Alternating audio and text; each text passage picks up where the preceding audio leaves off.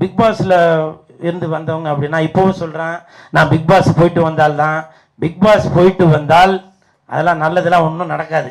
புரியுதுங்களா? அது ஒரு தரித்திரம் பிடிச்ச நிகழ்ச்சி. நான் போயிட்டு வந்தவன், புரியுதுங்களா? பிக் பாஸ் 8 சீசன் வரைக்கும் வந்திருக்குல்ல, யாருன்னா ஒருத்தராச்சும் அதில் ஜெயிச்சவங்களும் சரி, இல்லை கெட்ட பேர் வாங்கிட்டு வந்தவங்களும் சரி, நல்ல பேர் வாங்கினவங்களும் சரி, யாருன்னா ஒருத்தராச்சும் வெளியில் தெரிஞ்சுக்கிறாங்களா? இல்லை. அவங்க வெளியில் தெரிஞ்சோம் அப்படின்னு ஒரே காரணம் இயக்குனரால் மட்டும்தான் இது முடியும், அது தயாரிப்பாளரால் மட்டும்தான் முடியும்.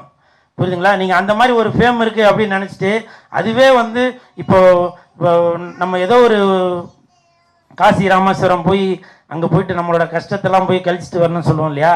அப்படி ஒரு கழிக்கக்கூடிய இடம் தான் இந்த பிக் பாஸ். நீங்கள் அங்கேருந்து போய் தேடி பிடிச்சிட்டு வந்திருக்கீங்க. இப்போ நீங்கள் நினைக்கலாம், என்ன இவரும் பிக் பாஸ் தானே போயிட்டு வந்தாரு, நான் போனது 100 நாள் வேலை வாய்ப்பு திட்டத்துக்கு தான் போனேன். புரியுதுங்களா? நான் வேலை இல்லாமல் இருந்தேன், என்ன வேலைக்கு கூப்பிட்டாங்க, நான் போனேன், அதுதான் நான் பண்ணது. புரியுதுங்களா? அதனால அங்கே நடக்கிறது வந்து எல்லாமே உண்மைதான். பிக் பாஸை பற்றி நம்ம குறை சொல்றதுக்கான இது இல்லை.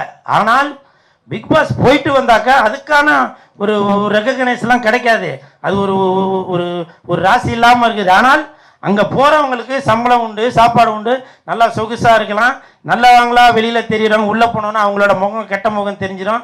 வெளியில் கெட்ட முகங்களாக உள்ளவங்க அங்கே உள்ளே போனவங்கன்னா ஓஹோ இவருக்கு ஒரு நல்ல மனசு இருக்கா அப்படின்றது வெளியில் தெரிஞ்சிடும். அதுதான் பிக் பாஸ் நிகழ்ச்சி. அது ஒரு பொழுதுபோக்கு நிகழ்ச்சி.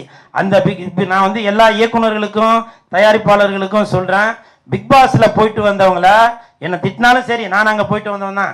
பிக் பாஸில் போயிட்டு வந்தவங்களை நீங்கள் சேர்த்தீங்கன்னாக்க நீங்கள் 1000 ரூபா பணம் போட்டாலும் சரி, 1000 கோடி பணம் போட்டாலும் சரி, அது திரும்ப வராது. புரியுதுங்களா?